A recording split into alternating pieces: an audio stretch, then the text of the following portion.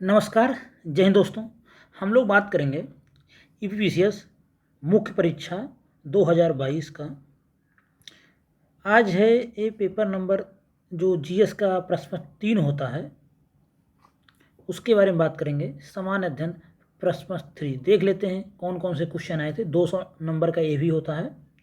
समय आपके पास रहता है 3 घंटे का। और वही है सेक्शन जो खंड आ होता है, सेक्शन ए में 10 प्रश्न होते हैं लघु उत्तरीय, जिनका लिखना रहता है 125 वर्ड में। और खंड बा होता है सेक्शन बी में दीर्घ उत्तरीय होते हैं और शब्द सीमा होती 200 शब्द। इसी तरह से लिखना रहता है। तो सीधे देख लेते हैं।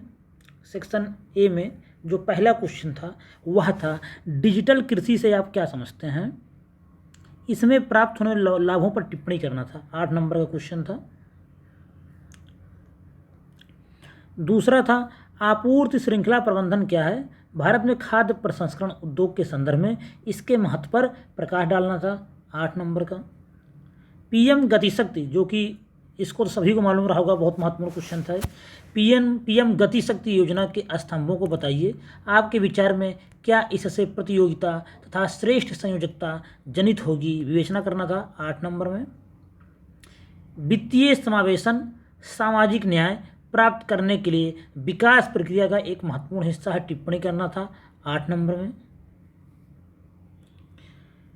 भारत सरकार की वर्तमान औद्योगिक नीति का मेक इन इंडिया तथा स्टैंड अप इंडिया के विशेष संदर्भ में मूल्यांकन करना था। 8 नंबर में। राष्ट्रीय सुरक्षा में विज्ञान एवं प्रौद्योगिकी की भूमिका की विवेचना करना था। 8 नंबर में। ई प्रदूषण तथा अंतरिक्ष प्रदूषण को समझाना था। इसके प्रबंधन के लिए क्या सुझाव दिए गए हैं। 8 नंबर के। उत्तर प्रदेश में निर्मित हो रहे रक्षा गलियारा परियोजना के महत्व की समीक्षा करना था। 8 नंबर में। भारत की रक्षा आवश्यकताओं को दृष्टिगत रखते हुए भारत सरकार की अग्निवीर योजना का विश्लेषण करना था। इसको ही सब लोग बहुत बार पढ़ चुके थे, बहुत महत्वपूर्ण थी योजना है। उसके बाद बात करेंगे हम लोग 10वां, आपदाओं से क्वेश्चन आया हुआ है। आपदाएं कितने प्रकार की होती हैं, भारत में इसके प्रबंधन पर विवेचना करना था या व्याख्या करना था। 8 नंबर की थी। उसके बाद सेक्शन बी में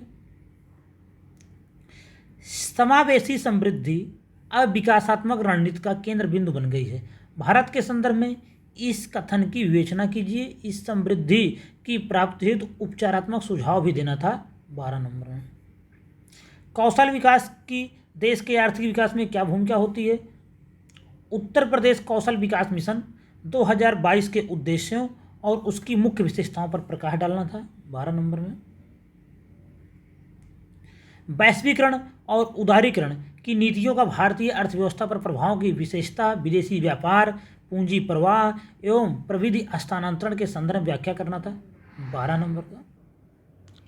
14 नंबर क्वेश्चन था भारत में सौर ऊर्जा परियोजनाओं के वित्तीय एवं तकनीकी व्यवहारिकता का परीक्षण करना था। देश में सौर ऊर्जा को प्रोत्साहन देने के लिए प्रारंभ की गई सरकारी योजनाओं पर भी चर्चा करना था। 12 नंबर का था। पूर्वी उत्तर प्रदेश के अपेक्षाकृत कम विकसित होने के लिए कौन कौन से कारक उत्तरदायी हैं, व्याख्या करना था। इस क्षेत्र के विकास हेतु उपाय ही बताने थे। 12 नंबर का। नैनो साइंस और नैनो टेक्नोलॉजी को परिभाषित करना था। विज्ञान और कृषि के विभिन्न क्षेत्रों में उनकी क्षमता पर विस्तार से चर्चा कीजिए। यही 12 नंबर का था। 17 नंबर क्वेश्चन था बौद्धिक संपदा अधिकारों से संबंधित मुद्दों की चर्चा कीजिए और उनके उल्लंघन को कैसे रोका जा सकता है। 12 नंबर में। सैन्य तथा असैन्य क्षेत्रों में कृत्रिम बुद्धि की भूमिका और प्रभावों की तार्किक व्याख्या कीजिए। 12 नंबर में था। स्वतंत्रता के उपरांत पूर्वोत्तर भारत में व्याप्त विद्रोह की स्थिति को विस्तार से समझाइए। यही 12 नंबर में था। आपदा प्रबंधन में सरकार की क्या भूमिका है, क्या स्थानीय नागरिकों को इसका प्रशिक्षण देना उचित होगा, अपने उत्तर के पक्ष में तर्क देना था। 12 नंबर का।